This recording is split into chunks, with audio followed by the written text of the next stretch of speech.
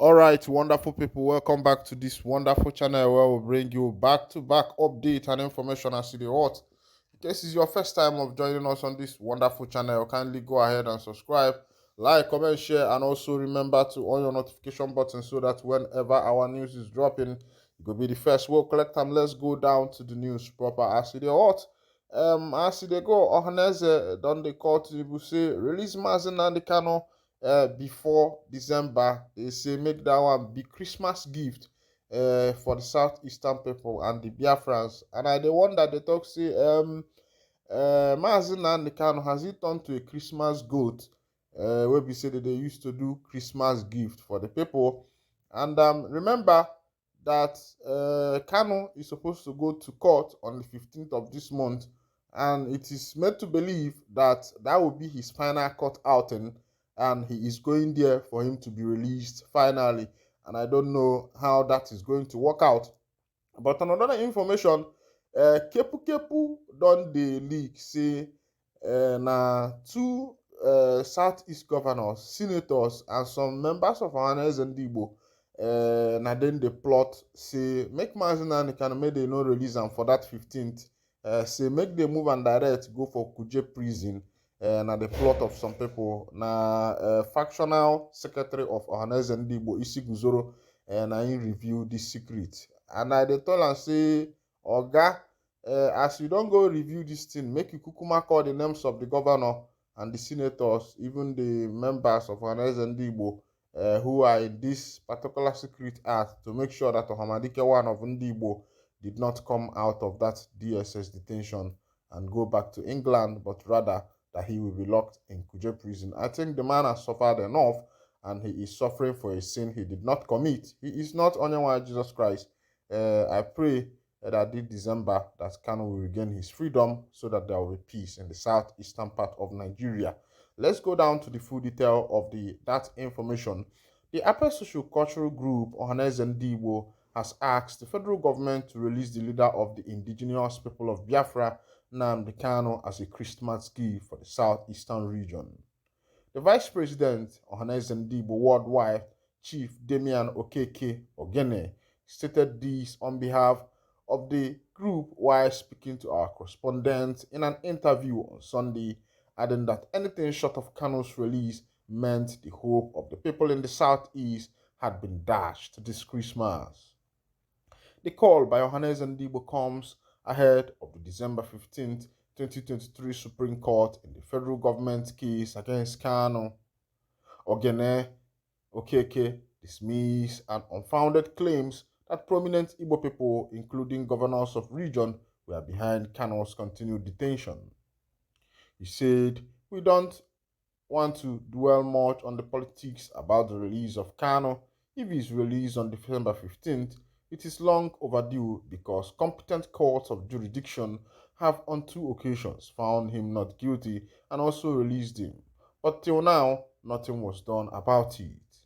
So we hope that the Supreme Court will equally do justice to it, with the expectation that every Igbo man is expecting that President Bola Tinubu should know that money and lives being wasted on this issue are not worth it.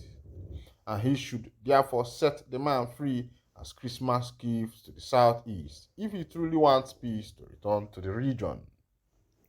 The president should emulate former President Umaru Yar'Adua and Goodluck Jonathan, who used the carrot and stick approach to stop the issue of militancy in Niger Delta region. The average Igbo person is also facing the same situation. Kanu should be a free man from December 15th, and anything short of that has dashed the hope of the whole of the people of the southeast this Christmas. If he is not released, it will be a black Christmas in the region. We are not in the position to preempt the court, but for now, we are looking up to the Supreme Court. If it's country where the judiciary works, we don't have to be afraid that the federal government would influence the judgment. Okeke Ogene, however, berated the federal government for its inability to collaborate with the government of Finland to tackle the issue of autopilot arm of IPOB led by Simon Ekpa, who is generally acclaimed to be fueling insecurity in the region in the name of agitation. As far as we know, there is a group now using the agitation to cause insecurity in the region. First of all, if Kanu is released, we will hear from him and we will all join hands together to discuss these issues. And our people hiding in bushes will come out and be rehabilitated. On Simon Eba and his group in Finland, we believe that the federal government is enjoying what they are doing. Otherwise, there is a diplomatic way of resolving the issue. It is a government-to-government collaboration, and the federal government has not explored that avenue to resolve the situation. Meanwhile, ahead of the Supreme Court judgment, IPOB, through its media and public secretary Emma Powerful, has raised concern over the promotion of Justice Tuzani Haruna to the Supreme Court. Powerful, in a statement he issued on Sunday, claimed that Justice Haruna's promotion was a reward for remanding Kanu in the DSS detention without any charge. He said, recall that Haruna was the judge who okayed the stay of execution of the appeal of the federal government after the appeal court judges discharged and acquitted Kanu on October 13, 2022. IPOB hopes that Justice Tusani Haruna was not hastily promoted to the Supreme Court to influence the panel that will deliver the judgment on NNAMDI Kanu's case on December 15, 2023. It is unlawful for a judge to stay the execution order on a declaratory judgment of the appeal court and be made to sit on the Supreme Court to further decide on that case. Nevertheless, Justice Tuzani Haruna turned the law on its head and stayed the execution of the appellate court against that declared the kidnap and extraordinary rendition of NNAMDI Kanu as unlawful. My people, when I don't see as it happen, as an emegine amagba. I don't know the tell man make you go tell your fellow man because as it be when I don't see as it happen. When I see you oji fen wata we ni ake no na ya bomba kalobelia no get wait here. But as it be our prayer today be say because some people where they hold water thing they don't dey stubborn or say they go hold am until the small pikin go die.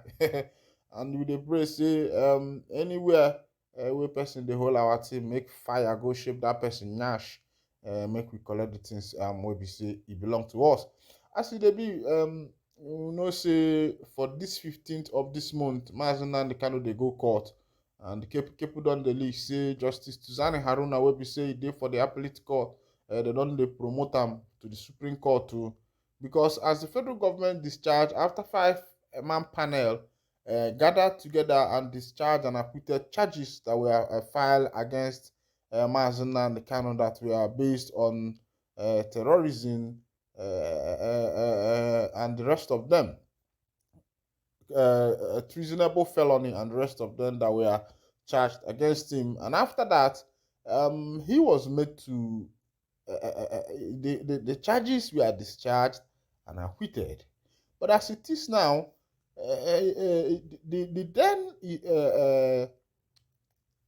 Attorney General of the Federation, Malami, filed a stay of execution concerning that case, and as it is, the Tuzani also upheld that stay of execution, and as it is, according to legal luminaries and juggernauts, he is not to be promoted to the High Court, and for handling such a judgment that is not in line with the law court, even though that they have not been able to agree that that particular judgment is not in line with what he's supposed to do, he has also been promoted to the Supreme Court. And I'm wondering what kind of judgment is going on in Nigeria, a country where those who made the law cannot even defend this law, they cannot even abide by this law, they cannot even do anything in order to be able to defend the constitution of the nation. The leaders are the ones who are even going against this law that they have made by themselves.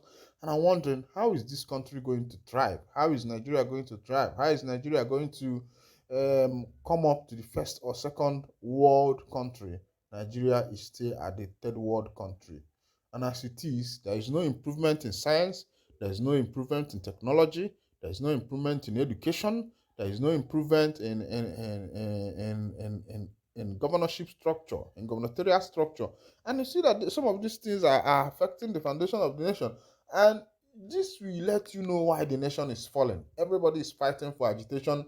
People wants to leave and go by their own country. Now, the Niger Deltas are starting their protest again because Asari Dokubo is complaining that this government does not want to look his way. Of course, you know that Asari Dokubo was one of these guys that were, speaking for Tinubu and saying that Tinubu will save Nigeria and the rest of them.